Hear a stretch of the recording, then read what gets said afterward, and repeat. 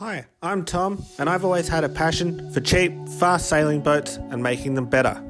This is my 2007 foiling Moth that I recently purchased off Facebook Marketplace for just $100. In this series, we're going to finish off the boat, get it out on the water, and then find out how fast you can go, how much fun you can have, and if you're even competitive on a boat that costs just $100. It seems like I might have reached a point where I found a solution for this Vang problem. John, my friend who's a naval architect, but also a mad keen moth sailor, he suggested, why don't I just go back to what Phil was actually planning when he built this boat? And that's a good point, because I'd sort of written off Phil's idea without really thinking that it might actually work on a Z boom. Yeah, so Phil's idea, I've never seen it before, it's basically to have like two booms. So if you see this goes in here, that's what this bracket's for. So you've got a second gooseneck up here, and then at this end of the boom, going up to the boom, you've got like a 3-to-1 purchase system, and then that runs along the boom to say a 6-to-1 that's running along here. So you've got an 18-to-1 cascading boom, but the brilliance of it is, instead of pulling diagonally, where I'm not exactly sure what the Pythagoras works out to be, but it's probably like 80% of the force is just pulling this way and kind of trying to rip the boom off the end of the stump. If you do it this way, it's like having a curved Vang track, like on say a 12 metre back in the 80s, or the Skeeter foiling craft now. Basically all of your force goes into pulling down, and then you just have a little strut going from here to the takeoff point, and that does the work of holding this down, and then this strut's just in compression. So what I'm going to do is rig it up with some probably new blocks. When you're trying to get that kind of travel, I'd probably rather a good high load block rather than a low friction ring. And then I'm going to take off the strut that I just put on, because Phil put a special pin down in there for that takeoff point. And yeah, then we'll set it up and see if it actually works. Okay, so I got my two little 20mm blocks on where the low friction rings were. Now I'm going to put on the strop that's going from here down to the bottom of the mast base. On my old boats, I've always had like two low friction rings on the main cascade strop, so that I can sort of push down on the boom and pull those together. Then that preloads my Vang, so that even when it's all the way off, it still has sort of the tension as if you're pulling on as hard as you can with like 6-to-1. And I think this would be a good situation to do the same thing, because this strop needs to be like ping tight, and when you leave the beach, I reckon you're going to want that triple block for the 6-to-1 right up here. So I'm going to set up that same friction ring system, and that'll also make it a bit easier to take off the boat when trailering and stuff.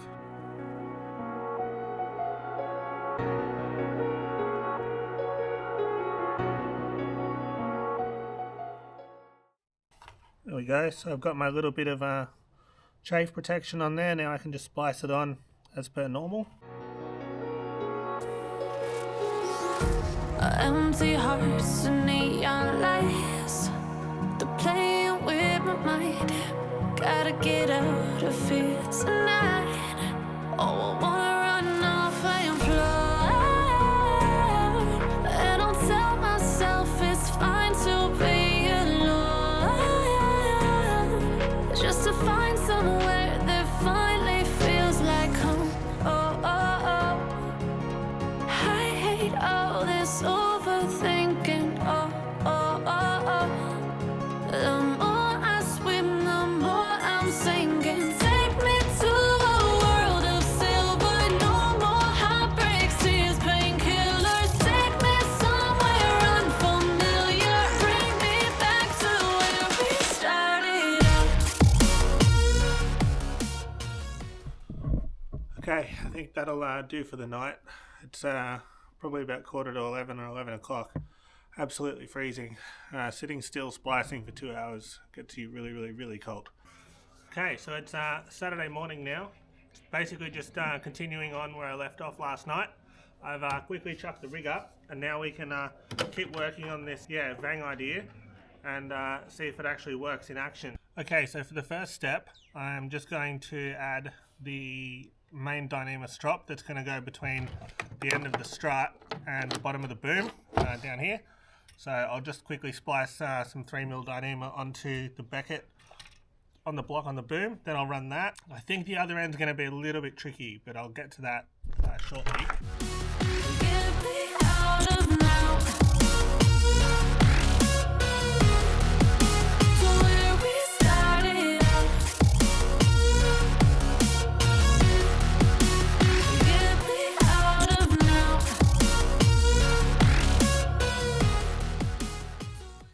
Okay, so I've quickly lashed a low friction ring to the top of the triple block. That's kind of the first step in my plan. Now I just need to figure out the second part. So some sort of quick release loop that's still small enough to be able to pull through there. I can't do the like loop it through and then hitch it back over itself method, because obviously this will be full of rope, so I'm not able to go back under it. Yeah, I'll have a bit of a think about it and see what I come up with.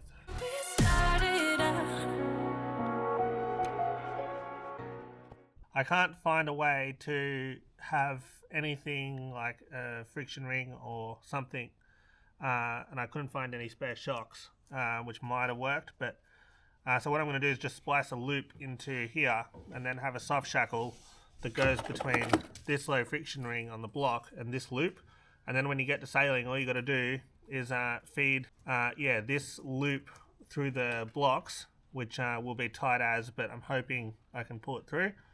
That's my best bet. And then just connect the soft shackle between here and here.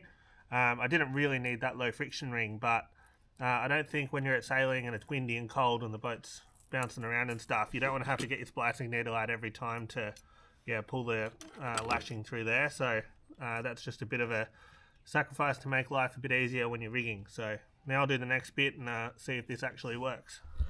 I also, this time I just found a bit of polyester cover, and then I pulled it inside the Dyneema. So normally I just cover it and whip it in place, but because I'm so conscious that it's got to fit through those tiny little blocks, I actually tapered it back inside. So we'll see how that goes. I hope it's in the right place because it was a bit of work. So yeah, and then I whipped it anyway just so it wouldn't move, because I don't think I did the best job at tapering it inside the Dyneema. So okay, so I've just made a little soft shackle to connect these two parts. So I'm thinking if I can find a way to keep the boom on the boat while I'm transporting it, I might not ever need to really take this apart, but at the same time, if I do want to take it apart, it's really good to be able to do so without having to actually cut everything and rebuild it again later. So I'm not too sure about my little soft shackle that I've made. I probably would have liked to have gone a bit tighter on this loop, but then on the other hand, if you go too tight on these, particularly when you're using the sort of bobble method, it can be a real nightmare. So pretty happy with that. Like, I've got a nice big smooth radius here on the friction ring. I've got chafe protection on this strop. Okay, almost there. I've just put these blocks on temporarily because I didn't get a chance to get to the bolt shop, and I think I'd rather have them going around like a pin or something. Or maybe I might just smooth out these holes a bit. We'll just see how it all lines up. But I just quickly want to reeve some control line through and just see how it looks. I don't have very much rope of the right diameter, so we'll just see what I can do with this.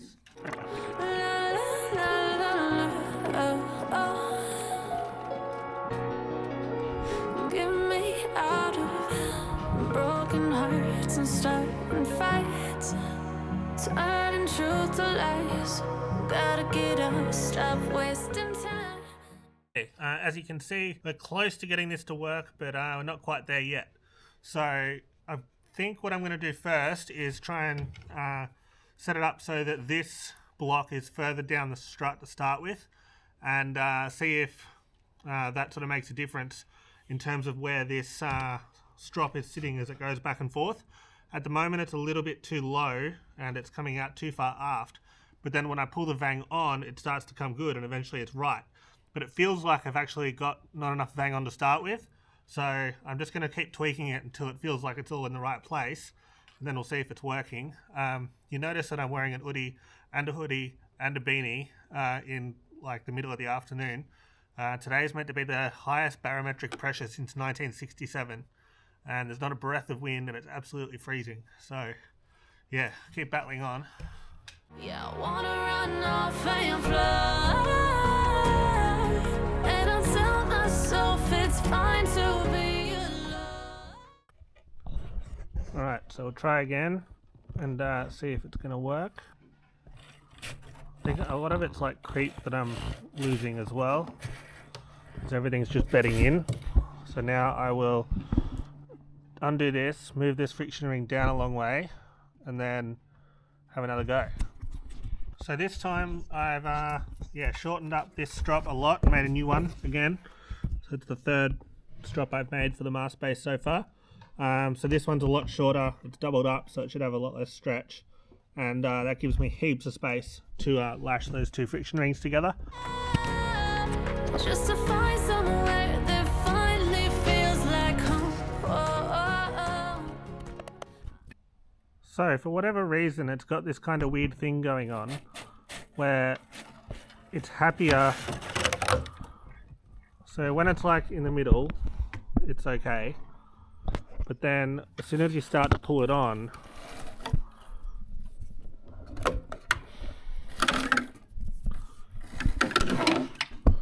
see, it's like it's easier for it to be out there than it is in here.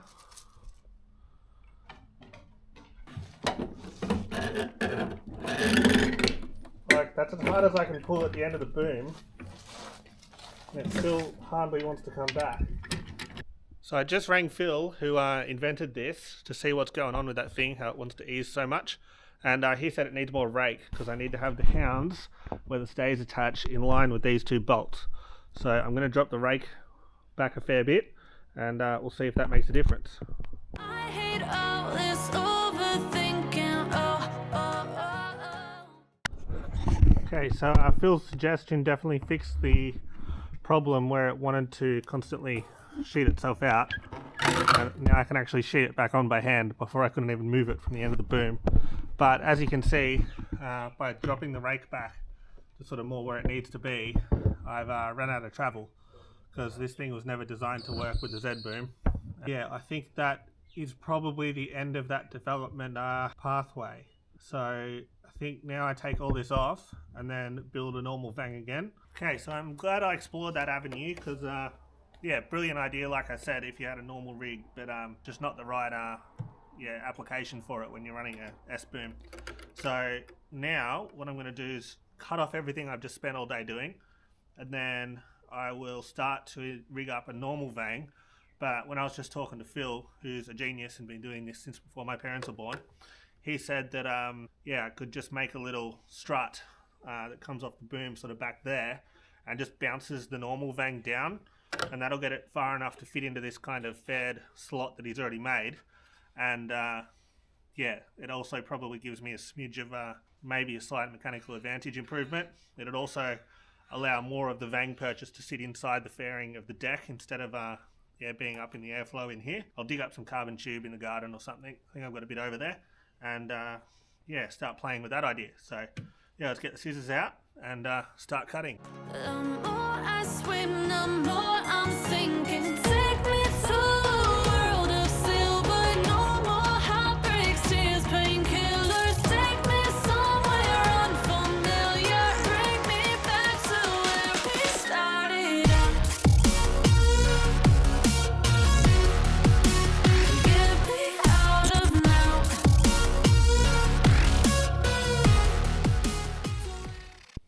Okay, so I've cut my little bit of bowsprit offcut out to make this little strut for the boom. So let's just quickly put it on and see if it's sort of in the right spot and angle and everything.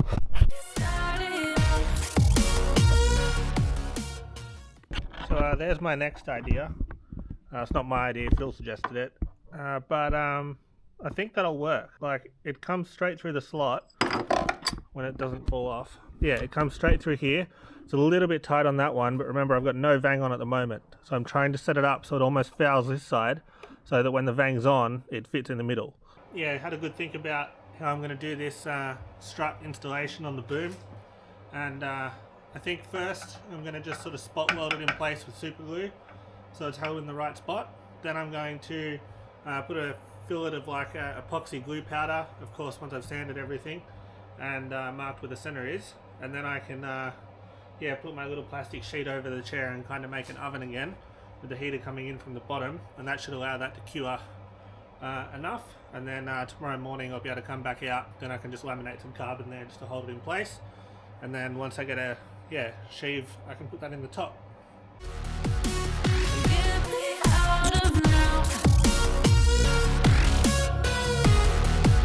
To where we started out. Oh no.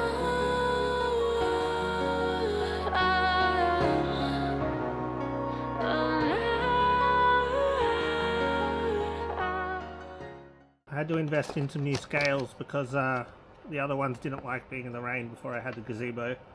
Look at this, you can set which gravity zone you're in. I didn't even know that was a thing. And look where they've got Tasmania.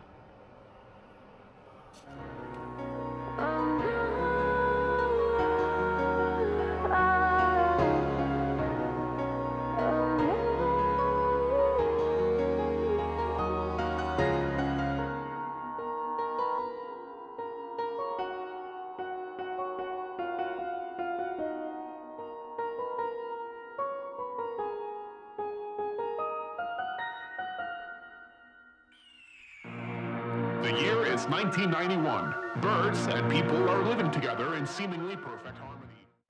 Okay, so that's the gluing done. In the morning I'll should be able to get some carbon onto that, let that cure throughout the day, and then see what we get up to next. Okay, Sunday morning now, still absolutely freezing. Last night was like the coldest night I reckon we've had for ages. When I went out the front at like 10:30, all the cars were like covered in ice. So anyway, I've had the heater running in our little tent, and our repair from last night seems to have come up pretty good. It's still slightly tacky, which is perfect to laminate the next step on. I'll just give this all a quick clean just to make sure it's dust free, and then I've gone and cut a heap of strips of carbon just off some old tape I had kicking around. When we did that trolley for the trimaran, you'll remember we found that if we tried to do it in one big bit of carbon, it was wrinkly and crap, but when we did it with a whole bunch of little strips, it allowed it to move around for that particular area, and it worked a lot better. So we'll do that. Until one day, a young man catches fire. This is Phoenix.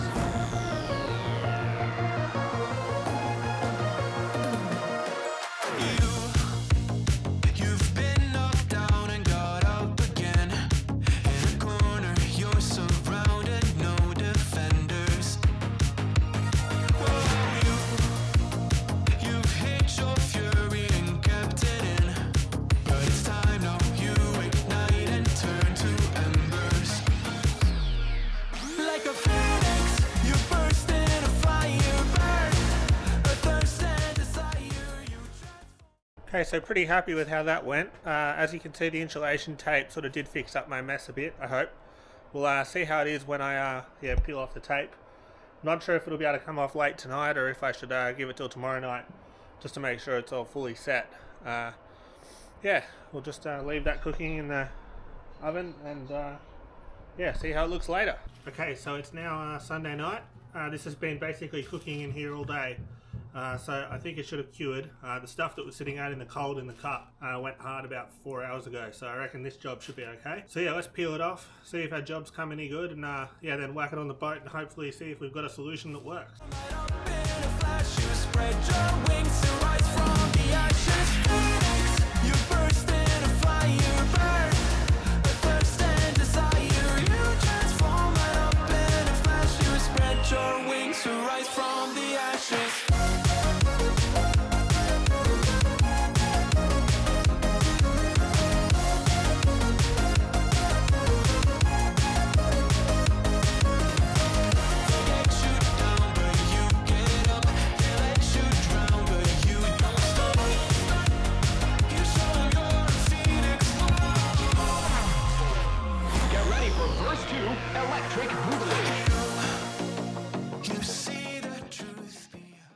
Okay, so finally got that peel ply out. Probably used a bit much resin considering the thing was like buried under about 5 mil of cured resin, which made it quite difficult. Now I'm going to just quickly make up kind of like a mock Vang just to see if this is right before I sort of go further down the path of finishing it off.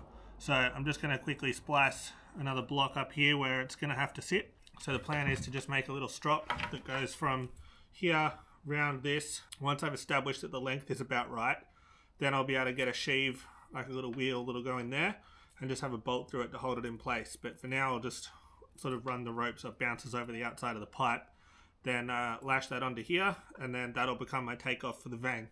So quickly do that. And you know that they're just looking for attention.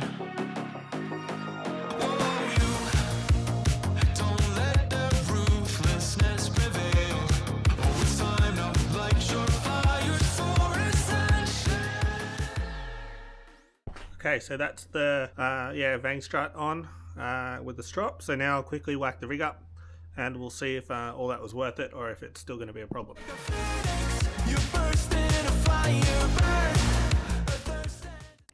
So now I get to rebuild the strop that I made the other day. When I was talking to Phil, who built the boat, he suggested put like a really good ball bearing block on the strop and make the strop a bit longer than you think, so that then it's sort of free to articulate down here as the boom goes back and forward, and that should sort of help with that chafe problem I was worried about, and it's a much nicer way to do it. So yeah, I'll make one up Phil's way, and then should be able to load it up properly and yeah, see how it goes. So just had a bit of a novel idea. I was going to make this strop out of uncovered 4mm Dyneema, but then all I'm going to do is pull the cover off this control line and put this inside it when that's the same thing. So for the sake of like a 4 gram weight saving, I might as well just make the whole thing out of this, and then I get Technora chafe protection on the whole thing instead of just where I need it. But it should be more reliable long term, and it's a lot easier to do, and it'll also probably hold the lashing a bit better because it'll be able to grip on the cover instead of kind of slipping. So I'll try that and we'll just see how we go. Okay, there we go. That's that one done. So I put a little, just a bit of 1.7mm a couple of times between the two strops and then behind this bolt with a fair lead from that other Vang system, just so that then it can't ever get sort of far enough out to, yeah, skip above this, there we go, so it'll just live in there kind of thing. Try that, see what happens. But that should just at least hold it captive. They're not really under load. It's just so that it can't ever flick over the top here.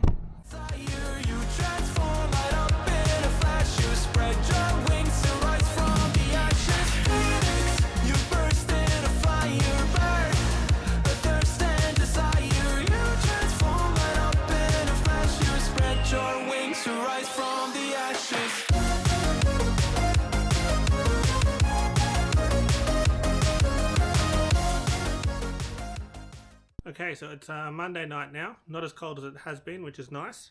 So today I got my 2 sheaves that are going to go in the bottom of this Vang lever. So they just go in there, and then this bolt will go all the way through and hold them in. So they're not really designed to spin, because remember this rope that's here doesn't actually move, it just sits there. So all I want these to do is just kind of act like little guides. Yeah, stop that chafing on the carbon tube. So as you know, chafe is like Dyneema's worst nightmare, so everything we can do to prevent that is good. And then that should also allow the pressure on the strop to kind of even out as it works its way through here and end up with nice consistent loading.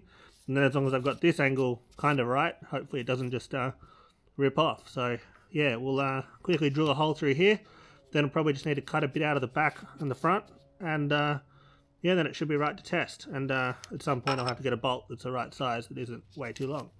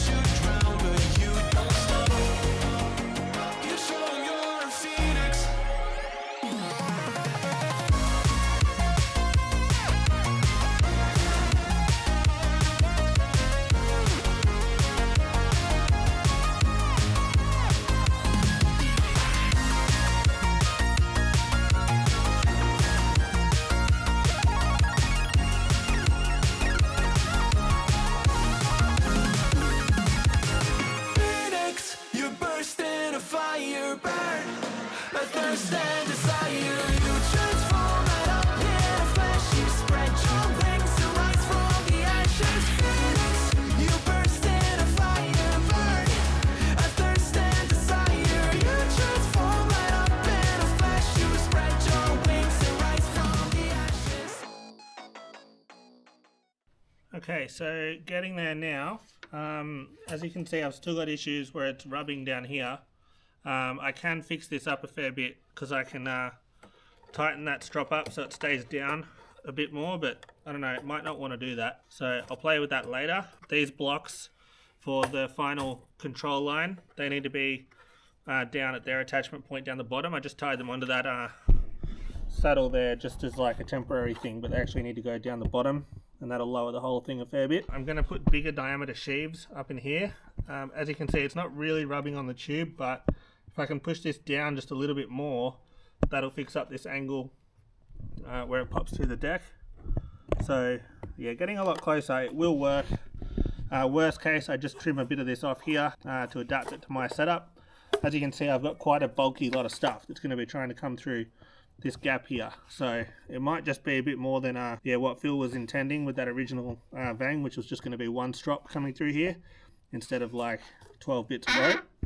So yeah, I think it will still need some adapting, but I'm confident to move on to the next stage now. And tomorrow I've got the mast coming off my other boat from years, well, probably a year ago now. The mast I've got coming tomorrow is a CST Elite 3, and that doesn't fit on the black boat because the mast base is wrong, but I think it'll fit on this boat. I'll have to try it. I figured there was no point playing around with spreaders until I have the right mast. And then I've also got the spreaders off the red boat coming back as well, which are just stock standard carbon Mach 2 spreaders. And then once we've got those, we can put those two together, check all these fits again, then put the stays up and measure where the spreaders actually need to be relative to this wing geometry, and then we can start chopping the spreaders and laminating those up. And at the same time, as like a side project, I can sand the boat back and paint it. So we're getting there. We've probably spent a week on this Vang now, so you can see just where all the time goes. Thanks for watching. Remember to leave a comment. I love to read them. It really does make a difference when you're out here in the rain and stuff every night doing this, to know that there are people out there that like watching it. So thanks for watching. Like and subscribe, send it to your friends, and I'll see you next week.